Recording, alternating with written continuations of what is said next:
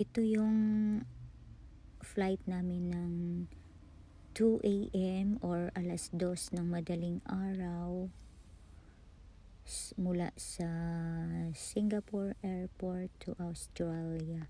So, ang airport na ito is sa Singapore.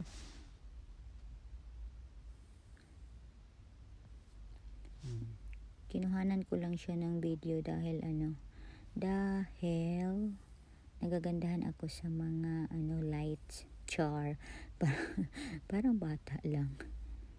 Tapos ang hina ng aking voice over, guys, is because natutulog na yung asawa ko. At dito lang kami sa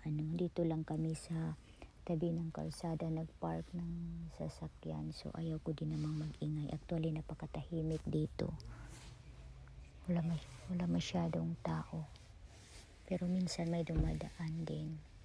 May mga nagka-camper din. So yung buhay namin for the whole week dito, kasi nagrenta pa kami ng camper van. Nirentahan pa namin ng 1 week. Nagbayad kami ng $1,300 for 1 week. So dito kami muna sa Toyota Hiace matutulog. So may naman siya, may utensils, may burner na pwede naming lutuan, may kaldero. So okay lang kami dito, masaya naman kaming dalawa. May fridge din naman to, may bed, although medyo maliit lang yung bed. I mean queen bed siya, yung lapad, pero yung haba is napakaliit kasi yung asawa ko is 6-footers to. So medyo ko na lang siya, nilagyan ng bag sa kanyang paanan. Diskarte na lang. So basta happy naman kami, maganda. So ito yung magiging life namin dito. Sana guys, samahan nyo kami sa aming adventures dito sa Australia. Then kaninang umaga pumunta kami doon sa anong lugar ba yun, nakalimutan ko. Sa Roseland, dahil tiningnan namin yung camper, yung motorhomes, pang-camper van namin or camping car. So binili namin siya, pero hindi pa namin siya magamit. Kasi pa yung mga documents siya, i-process pa.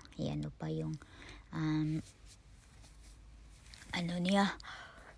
registration, pangalan, yung insurance nun. So lahat i-process pa. So madali lang din naman yun, hindi naman siya mabagal. Siguro matapos na namin yun ng Tuesday. So bukas meet up muna namin yung anak ng aking asawa, yung kambal. So pupunta ulit kami doon sa club tomorrow para mag lunch time. So guys, sana hindi kayo maboring sa aking voice over. Thank you for watching.